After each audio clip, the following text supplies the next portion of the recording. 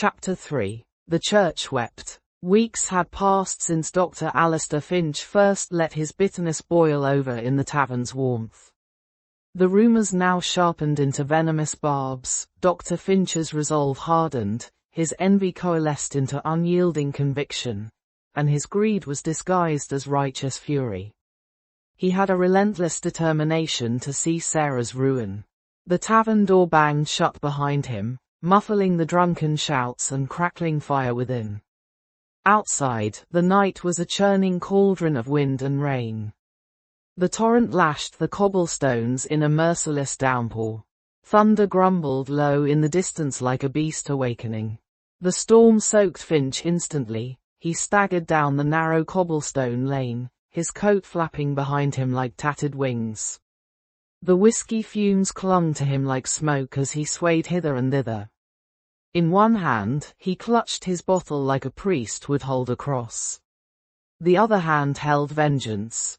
Whiskey and sour wine fouled his breath, each lurching step driven by a venomous obsession with Sarah Holloway. Her name hissed through gritted teeth, damned witch. I'll see thee burn. His boots splashed through puddles, the street glistening like black glass beneath the lanterns. Each footstep was unsteady. His body was propelled less by purpose than by fury. Drunken and soaked, he veered sharply toward the looming silhouette of the church, eyes fixed on the ancient stone facade, cracked and weathered. Its steeple rose in the distance like the finger of judgment. Lightning cracked overhead, revealing the haunted creases of his face, his hollow cheeks, and the manic glint in his eyes. His expression, a storm of desperation and rage. Finch was unraveling, propelled by envy and a perceived threat. The church loomed, its ancient stone darkened by centuries and storms. Rain streamed down its face like tears. Dr. Finch reached the massive oak door, its carvings slick with rain. He pounded with his fist, and the other clutched his spirits. He pummeled the door with a drunkard's rage, the sound booming like thunder. His sodden cloak slapped against his legs as he shouted, "Father Clement, open this door, we're damned if thou don't." His voice, raw with urgency. Moments later, the bolt scraped back. The door creaked open just enough for a pale, weary eye to peek through. A faint lantern glow flickered within, and the door groaned open, revealing Father Clement, late 50s, barefoot in a threadbare nightshirt. The lantern cast jagged shadows, highlighting his face, pale and lined, burdened by the sins of his flock. Sleep still clung to his eyes. "Dr. Finch?" Father Clement's voice was cautious. "Dr. Finch, thou art soaked. 'Tis folly to be abroad in this tempest. What demon drives thee?" he asked, alarmed. Finch shoved on the door, snarling, "No demon, but truth. Let me in, Father, or God himself won't forgive thee." "I must speak with thee." Finch slurred and pushed the door fully open. Now. The priest, barefoot, frowned. "Can this not wait till morning?" "No," Finch growled, rainwater streaming down his brow. "'Tis the witch. 'Tis urgent. Time is of the essence." The word, witch, hung in the air between them. Reluctantly, the priest stepped aside. Dr. Finch staggered into the church. Water dripped from his cloak onto the flagstones. He paused and stared up at the dark stains spreading like blood across the ceiling. The door groaned shut behind them. Inside, the church's nave was dark and cavernous, its sanctity eroded by the storm and the choir of plip, plip, plips of rain dropping from the ceiling, splashing into pots, bowls, and buckets, pooling on the stone floor. They were scattered like begging bowls, each one collecting a leak. Candlelight flickered across the altar, casting eerie shadows on the wetly glistening crucifix and walls. The air was heavy with the scent of damp stone and mildew. A faint creak of ancient beams overhead groaned under the storm's relentless assault, as if the church itself mourned its ruin. Dr. Finch stood in the vestibule, rain still dripping from his cloak. He looked up, eyes trailing the stains. "Thy house of God weeps, Father. It's crumbling to ruin," Finch muttered bitterly as they walked, voice hoarse. Clement gave him a stern glance. "We've no coffers full of coin. Tithes scarce feed the poor, let alone mend this ancient crypt." Finch's smile was thin. "Perchance that's what we must speak of." Father Clement led him to a cramped office, a room lined with bookshelves containing the canon law books and other biblical texts.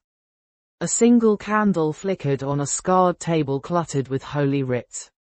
Water trickled into a tin basin with a relentless plip, plip, plip. Dr. Finch collapsed into a chair, his wet cloak slapping the floor.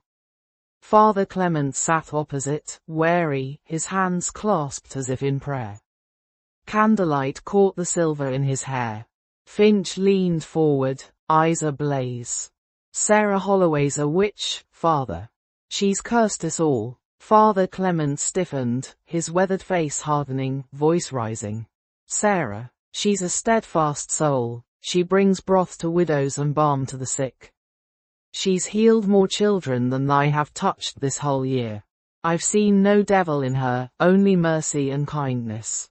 Thou'rt drunken, Alistair, and 'tis cruel to slander her." Dr. Finch slammed the bottle down on the table, rattling the candle. A drop of water splashed onto his hand from above, and he glared at the ceiling, his voice dropping to a dangerous growl. "Dost thou think witches come with horns and pitchforks? Nay, they come in herbs and lullabies. They make thee love them before they damn thee. That woman, that creature, she's undermining the order God himself gave us. And thou sittest here suffering it to be so. Drunk, am I? Maybe, but not blind." He jabbed a finger upward. "Thy church is crumbling. The roof groans with rot." Finch folded his hands. "The deacon owes me a favor. He doesn't like noise, doesn't like the idea of witchcraft creeping into his diocese. But if thou wilt stand with me on this, if thou wilt move forward with a charge, he'll take notice. I may be able to persuade him to open the coffers. I imagine a new roof would be cheaper than a scandal." Clement stared at him, thunder rumbling outside. Water trickled into the basin behind him. "This church is rotting," Finch said quietly. "As surely as her poisons rot the soul. But if thou wilt help me, it could be restored."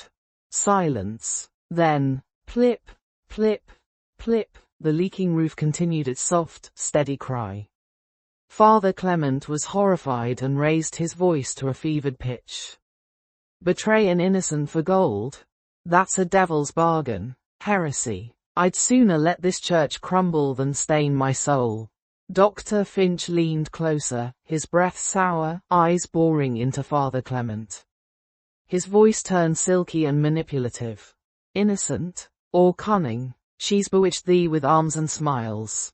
Think on thy flock shivering in pews, rain on their altars." Finch leaned closer still, voice slithering like a serpent's hiss. "One word from thee, and they'll rise. One word, and this church stands tall. Speak against her and they'll follow thee. They always do. And this," he pointed to the ceiling, "this ruin becomes a haven again. Thou would not just save thine church. Thou would lead it." Father Clement's gaze dropped to the table. His fingers trembled. Another leak dripped. It struck his shoulder, and he flinched. The candlelight flickered in his eyes as something inside him collapsed. The storm howled, rattling shutters, and his voice, cloaked in anguish, cracked. "The babes huddle in cloaks at mass. The roof won't endure another winter." Dr. Finch saw the crack forming and seized the moment.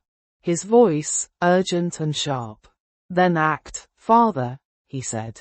"Sarah's trial will bring justice and redemption. Her death for 100 souls. Is that not thy calling?" The priest buried his face in his hands. The candle flickered and crackled. The wind shrieked through the stained glass, and the leaks dripped steadily. The silence stretched, unbearable. Finally, in a voice ragged and low, he said, "God forgive me. I'll send for the magistrate at dawn." His whisper, broken, "I would have the arrest clean. Public, no violence." "Oh, God, forgive me."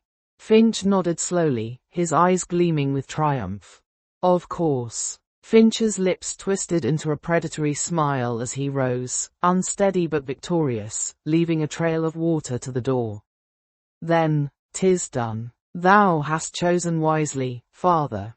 Sleep well." Clement rose from his chair, the weight of his choice settling across his shoulders like a funeral shroud. Finch left, slamming the office door behind him, and forgetting his bottle on the table. The storm's roar swallowed the silence as Clement slumped back into the chair, staring at the bottle Finch had left, the crushing weight of betrayal and the rank smell of whiskey suffocating the air. Plip, plip, plip. And the church wept.